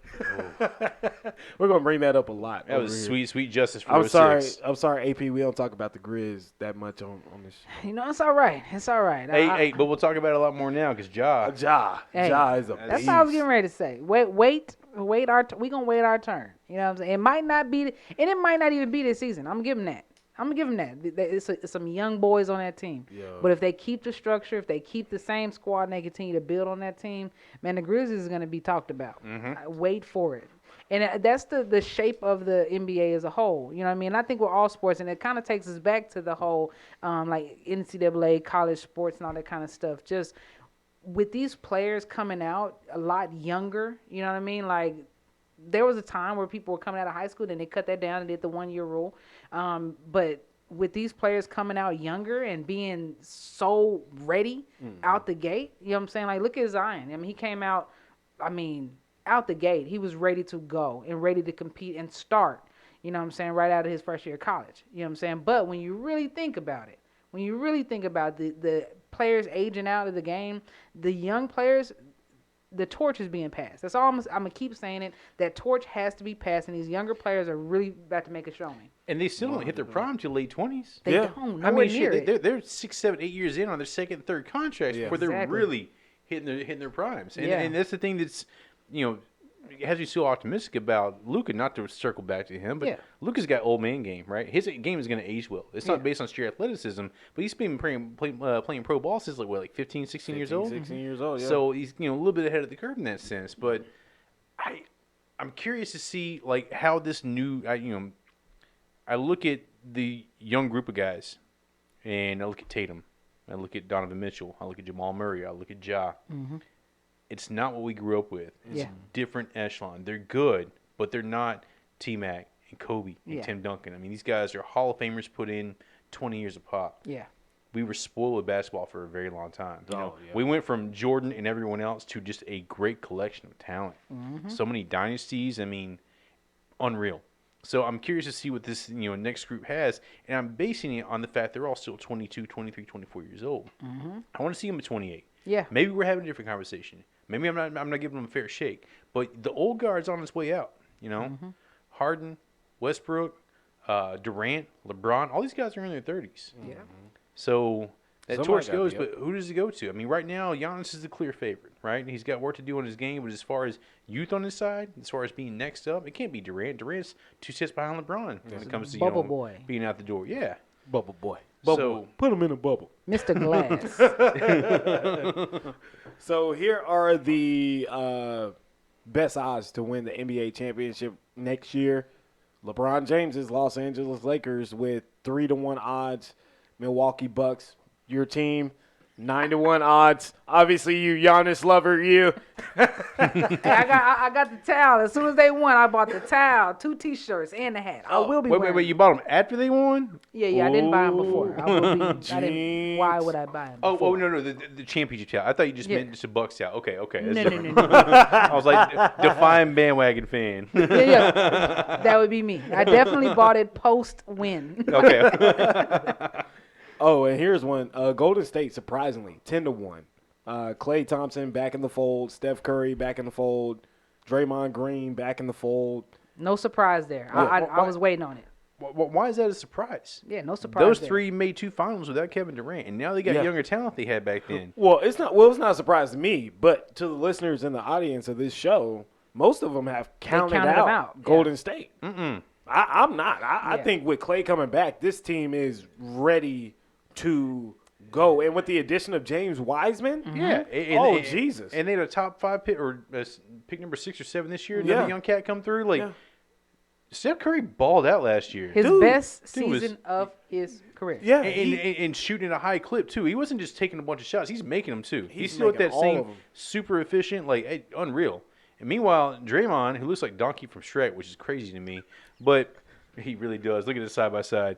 Draymond's afraid to take a shot all of a sudden. Yeah. Draymond is perfect when he has shooters around him. That wide open shot, he's going to shoot a 37, 38% clip. Good on him. Yeah. But without Klay to take some attention off, the whole dynamic changes having those 2 guys in the wing. Yeah. Draymond can be the player he needs to be. Well, it also sets up the corner 3 easily for Draymond Green because we know that that's his money shot. The corner 3, left or right, it doesn't matter where he is. If you set him up, let him get some time, he shoots that open 3, is going in. And that's why they were so prolific those years that they won the championship, is because not only did they have Klay and Steph who would shoot, if you give Draymond some time, you leave him wide open, he's going to bust you. And you a lot of NBA players, I mean, with the exception of, Giannis, can hit a wide open 3, right? And you should be able to.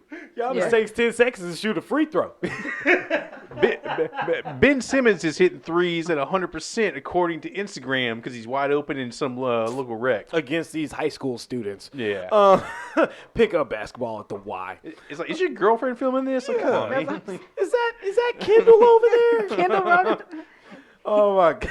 He'd be the bomb if it wasn't for the Kardashian Jenner curse. Oh man. Well, they got Kanye. You know they got Kanye. Oh yeah, he out. I mean, all of them falling victim. Chris Humphries, who is that? They pipped Kanye out for so long, and now it's like, oh yeah, it's mental. Y'all knew he's been off his rocker for a minute. It's he's bullshit. been crazy. Ain't got nothing to do with Kim. Yeah. Kim, we love you here at Notes by Notes. Yeah, we love. Anyways, odds for next year. Phoenix Suns 14-1 odds. LA Clippers 16-1 odds. 76ers 16-1 odds. Utah Jazz 18-1 odds. Miami Heat 20-1 odds, and Dallas 22-1 odds. I love the sound of that. I don't feel like Utah is getting enough love because it's a very balanced team. Mitchell back to that, underdeveloped younger class. He's the X factor, but they have good shooting. They have good defense. It's a very balanced team. They don't have a whole lot of flaws in their roster. They need a point guard. They do. They need a point guard. They need Mitchell to really play the 2. Yeah, he needs to play 2. Well, they have Conley, but Conley was hurt during the Conley's playoffs. leaving. Conley is a unrestricted free agent. He'll be out. He'll be gone somewhere. He won't be back with the Jazz. They already said that. That's unfortunate. Yeah. I mean, but I keep forgetting too with the Clips. Kawhi's going to be out for a whole season, and he's still getting paid. I can't stand Kawhi Leonard. I have a big beef with Kawhi Leonard because my thing is, I seen what he did in 2013 and 2014 against the Heat with the Spurs. I saw what he did in Toronto. I think that what he did in Toronto was one of the most impressive postseason performances I've ever seen. And then he gets to the Clippers. And you're like, dude, just think about this. The Mavericks beat the Clippers, gave them their worst loss in franchise history with Kawhi Leonard on the floor. 59 points, I think, is what they lost by. And Luka had a field day. Luka did whatever he wanted against 3 all-pro defenders on the same team. and just clowned them. I'm not a big buyer of the Clippers this year, man. I'm just not. I don't buy in. I don't feel it. PG should be. He should have never left Indiana, in my opinion. If he was the ultimate LeBron killer for a little bit, because those Indiana, Miami Heat, and Cleveland great series. matchups. The problem with that, I don't know what happened or what changed. A switch went off. Roy Hibbert woke up one day and was just not the same person. Oh, dude, Dude was a stud. He Roy was a Hibbert, stud. 7'7", can't even dunk. And What's wrong with you? He just shit the bed. Like he was like lights out, all pro, like doing his thing. And having Paul George with you, the team was stacked. Oh my God! Lance Stevenson blowing in people's ears, like had everything going the way it should. And then Roy Hibbert forgot how to play basketball. Oh my gosh, man. We are closing out the bases on Notes by Notes. Can y'all believe it? Episode 1 almost in the wraps of season 3. Been a great time. But we got to do some social media savagery here. Dell and Sonya Curry announced their divorce after 30-plus years of marriage due to adultery, according to multiple sources. And the remnants of that left us with a Twitter thread that went viral. And it's golden. It's probably one of the best Twitter threads I've ever read. Kelly shared it in the Facebook Messenger group. AP, our producer, is going to read aloud what this savage Twitter thread says about Dell Curry and how he needs to do whatever he needs to do. So, AP, you got the floor. All right, so as we know, Dell and Sonya RIP to their marriage. Shout out to the new bays that they both allege that the other has.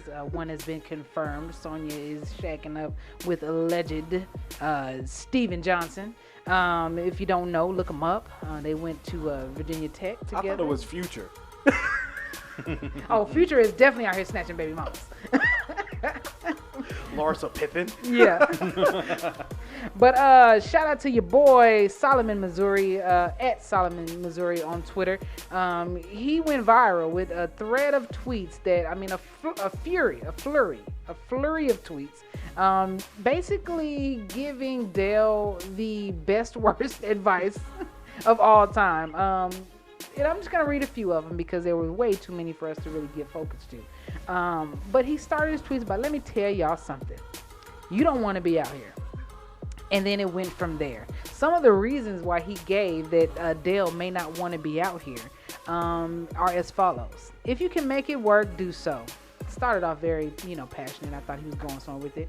He said, you don't want to be out here learning TikTok dances and falling off milk crates, which is true.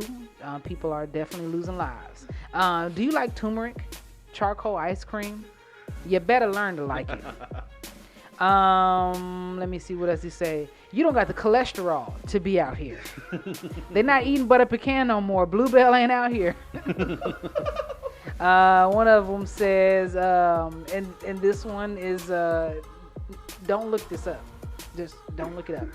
He said they pagan out here. He said, I'm not trying to scare you. I'm just trying to prepare you. These people are children of Rihanna, born in the fires of chaos.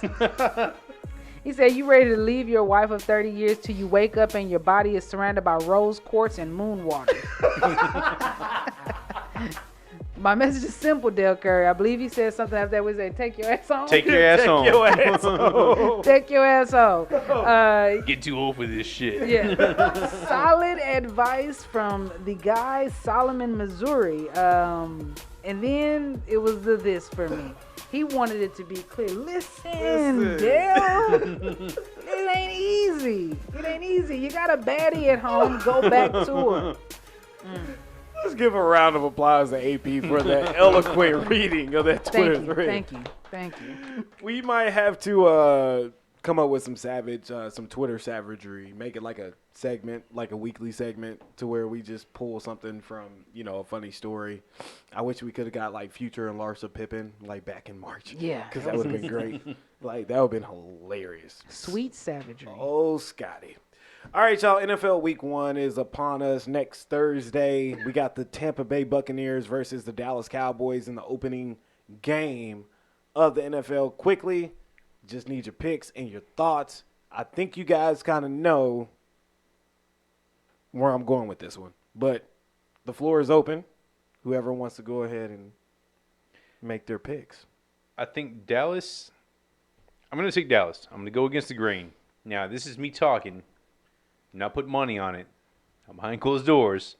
But me as a fan, not playing homer here, I think the one advantage they have, the one thing they can really bring to the table, element of surprise. You have no idea what Dallas is bringing at you at all. Defense with 5 new starters. CeeDee Lamb, how does he work in the offense with Dak Prescott? Who knows? We haven't seen that. New defensive coordinator. A lot of elements have changed where the Tampa Bay Buccaneers are the exact same team you saw last year. Exact same. Nothing's changed. So we can develop a better game plan than they can. So one thing we have working in our favor. The Bucs don't have a flaw on their team. They have all 3 levels of defense. They got the GOAT throwing the ball, and their 3rd and 4th string are guys like Gronk and Antonio Brown, who decided to stay because why not? Mm-hmm. They won the Super Bowl, made it look easy. They didn't just beat the Chiefs; they whooped that ass. They beat the. It wasn't even like it was halftime. What y'all finna do? Like there was nothing. I want to be here. Bad. I hate it here. I had drunk friends from Florida at my house, all excited because Tampa finally won a Super Bowl. So I got to hear about why the Cowboys are irrelevant. That was fun. I had a great time at the Super Bowl. Let me tell you. But I mean, chances are, the odds are stacked against the Cowboys. But I think they have a legitimate chance to actually win this game. Just based on, a new team. And hopefully McCarthy's got it together. And fingers crossed. There we go. AP? Understandable. All valid points there, K. Dot. But? No buts. I'm just going to say, however, if it ain't broke, don't fix it. I think Tampa Bay is coming with some heat. Mm-hmm. I think that we know what they're working with, and unless there's a drastic, and by drastic I mean drastic, I think that unless there's some drastic changes that take place on the Cowboys, that they won't have enough to hold off the Bucs. I don't think that it's going to happen. Not this game. Right. Now, I think that if they can work out these kinks, like you said, there's not a lot of film on it. They haven't really, worked the preseason together. They're not going to be fluid. I don't think they're going to be ready to face off against a healthy, ready to go, stacked up Tampa Bay team. We see what Tampa Bay can do, and I think that as far as this game is concerned, I don't think it's much to wonder. I'm going to side with the people, and the people say. It's not me speaking. It's the people. It's y'all. Y'all said it. Tampa Bay over the boys. AP said the streets is talking. Streets. The streets is talking, cuz. And they said what they said. They said what they said. All right. Well, again, audience, you know who I'm going with. I'm picking the Dallas Cowboys because my quarterback, Dak Prescott, is coming back. But also, I'm going to take it a step further. From what Kelly said, you get Mike McCarthy with a full OTA schedule, mini camp, training with his players, getting familiar with his players, having a full training camp, no virtual training camp, actually in the building. I think that will pay dividends for the Dallas Cowboys when they face the Tampa Bay Buccaneers. I think Dak Prescott is going to find a new connection with CeeDee Lamb.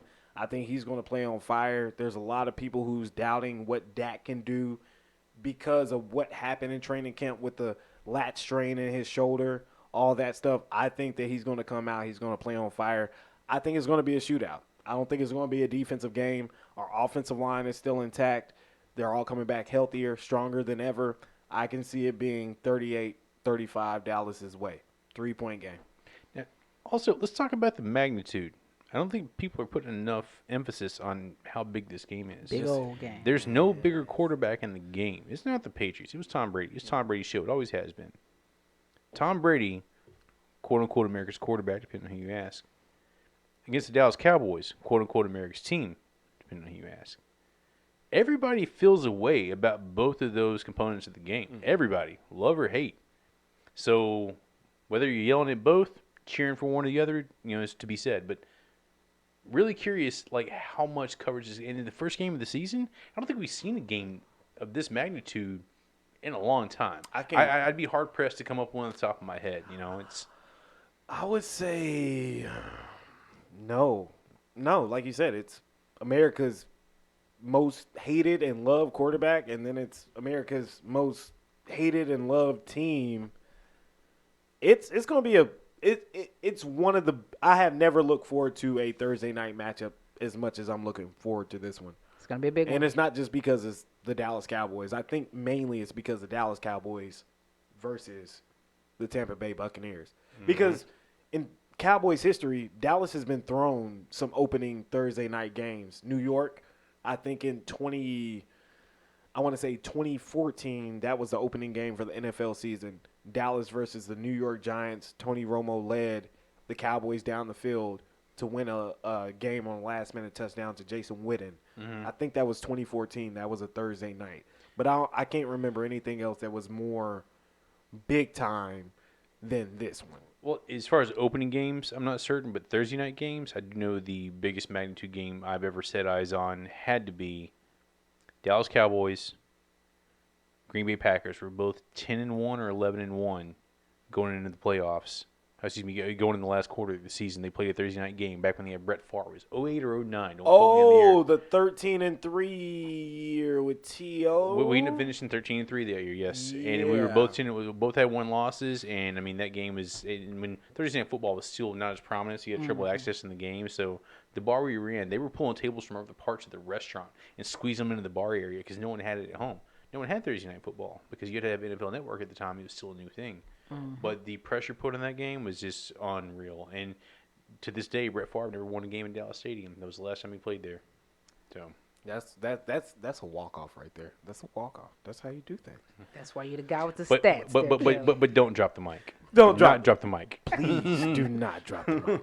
Now, before we get out of here, people, we got to kick it over to Joe to give you guys our week 1 of college football betting. So here we go, Joe. Take it away. Thanks, Jay. We have some big games coming up. College football is back. Thank God. Thank the Lord. I missed it. I don't know about you, Jay. But my 3 games for the week is going to be Nebraska versus Illinois, Boise State versus UCF, which is next Thursday, and then also next Thursday, Ohio State versus Minnesota. So let's kick it off with Big Red versus the Fighting Illini. Right now, the line is Huskers -7 and -260 for money line, where Illinois, you can do +210 for the money line. And when I look at this game, I see a lot of value in Illinois +7. And this is why. Nebraska, a lot of optimism here in the Cornhusker State, but I just don't know if I trust it. And Illinois did beat Nebraska last year. So when it comes down to it, if Nebraska does win, I don't think it's going to be by more than 7. And if we're being completely honest, heck, maybe throw a little on Illinois money line because like I said, don't trust it. Adrian Martinez has been shaky most of his career in Lincoln. The defense is returning for the Huskers, which is probably their brightest spot if we're being honest. But like I said, the best bet in my opinion here is going to be Illinois +7. So we'll have to see how it goes, but I'll preface this with you don't have to take my betting advice, and don't blame me if you do and you lose. So there we go. As we head to our second game, Boise State versus UCF. Right now the line is UCF -5.5 and -230 for the money line. Boise State +190 on the money line. And they're in Central Florida, so I personally would go UCF points. They're at home in the bounce house, like I said, and I kind of looked at a similar opponent they had last year to kind of judge this based off of, and they both played BYU. UCF lost by 26, so it's not the same UCF as years past, and Boise lost by 34. So, BYU, great team last year, Zach Wilson, now he's out in New York, but if you want to look at that, and I'm just kind of going with the gut check here, and 5.5 seems like a safe bet for UCF. Boise State, this isn't the Chris Peterson Boise State we all knew and loved back in the early 2000s, early 2010s. I don't know when he got to Washington. So if you want the safe bet, I'd go UCF points. If you want to play it fast and loose and you want to throw a little money on Boise State money line, probably also not a bad idea. But you got to pick one of them. Don't be that guy or girl that goes and bets on both teams to win. You can't do that, and either you're probably gonna gain a net average of like $5. So honestly, it's not worth it. You make your decision. My decision here: UCF points, and that brings us to our final game for this week. It's some would say a big one, just because of the name involved, but honestly, this is not even going to be close. It's number 4 Ohio State versus Minnesota. Right now, the line is Oklahoma State. Whoa, where am I? They're not playing yet, folks. My apologies. Ohio State, the line is minus 13.5 points. They're 550 favorites to take the money line, and Minnesota's plus 400 on the money line. Yeah, don't even touch the money line if you're trying to make money here. Easy. This is probably easiest money you'll make. Minnesota is picked to finish 4th in the very easy Big Ten West. Literally the only teams there that have a chance is Wisconsin and Iowa, maybe. And yeah, Oklahoma. I keep saying Oklahoma State. I apologize, folks. Ohio State lost Justin Fields, but C.J. Stroud is being raved about by his receivers. Apparently, he's been putting up a great camp. You know Ohio State. They're no slacker when it comes to skill positions. They pull in the big stars, and so I think this will be a good tune-up game for C.J. Stroud. I think they do win by 14 at least, if not more. Don't even take into factor that Minnesota's at home, because I just think Ohio State outclasses Minnesota that much. So to recap for you, so you know which bets to pick or not pick, Nebraska versus Illinois, take Illinois plus 7. Boise State, UCF, I'd go UCF points, UCF minus 5.5. And then Ohio State, Minnesota, I would go Ohio State 13.5 point favorites. So that'll do it for this week's edition of my betting picks. I'll have to come up with a cool name for this. And Jay, throwing it back to you, man. Thank you, Joe. And that's going to tie up the first episode of season 3 of Notes by Notes. How we feeling? The crowd goes wild. Oh shit! World Star. No. Let's go. Episode 1 is in the books. Yeah. So next week we will not be on the air. We have a vacation. First week on the job, which is crazy. This doesn't typically happen, but we do. Your boy is going to NOLA. Baby. And babe, what's up, Ward? That's how Jay gonna come back talking, y'all. It will still be him. I'll be like, what's up, Ward? It's the new Notes by Notes podcast. You heard me, babe? Good job. Very good. Yeah. People used to tell me you sound like I was from New Orleans for some reason. I'm like, I sound nothing like that, but I love my New Orleans folks. They're great. I can't wait to have some po' boys. Y'all may be disappointed in the reason why I am going. I'm going to go see an OU football game, mostly Tulane, because I want to see history be made for the first time ever in Tulane University history. Secret OU fan. No, I'm wearing my UT guard. It's a secret. I'm wearing my UT guard. So Which UT's fine. I mean, they don't care enough about college football in Nolans unless it's SEC. LSU's close enough and you can make it stink. But just don't say anything bad about Drew Brees. He's a god there. Oh, no. Drew Brees can run for mayor and win shoe it. Not even a question. But he's not the mayor already. I thought he was. I think you have to wait. I don't know. I think he's waiting on that Hall of Fame ballot first, and then he'll probably run and make New Orleans great again. But how blessed were we as far as NFL quarterbacks? Drew Brees, as good as he was not a top 3 quarterback in his era. Dude, how crazy is that? He was the 4th best to step on the field during his time. Well, he's got records on records. He's got a ring. Never won a single MVP. Think about that. And that's a crime, because that last season where it wasn't this past season, it was the season before. I think it was 2019. Yep. Where he just wrecked and he broke all those records. I felt like that those were the times that the NFL should have mustered up the courage to give him the MVP. It's one of the few times it is evident that a coach is given too much credit. Sean Payton was a damn good offense. You're not getting me wrong. Nothing away from Sean Payton, but Drew Brees deserves his credit at some point along the way. 100%. 18, 20 seasons, not a single MVP. Man. Drew Brees would give you your flowers, and Jay gonna deliver them to you. Oh yeah. As long as you got my damn catfish po' boy, we ain't got no problems, Breeze. I don't want no tartar sauce neither. I want hot sauce, bro. All right, y'all. So next week, we will not be here. September 10th, we will be back. We have our first ever guest sitting in that chair. His name is Michael Harge. He is a former major leaguer, which is going to be great for Kelly because you know he loves MLB baseball. So you can ask him all types of baseball questions. Also, he has a radio show on iHeartRadio and also covers the Texas Longhorns. So he'll be here in studio. Y'all got anything before we head out? Keep it gang. Keep it gangsta. Keep it gangsta. I keeps it hood. Keeps it hood, cuz. All right, y'all. Well, we thank you guys for rocking with us on this first edition of Notes by Notes in Season 3.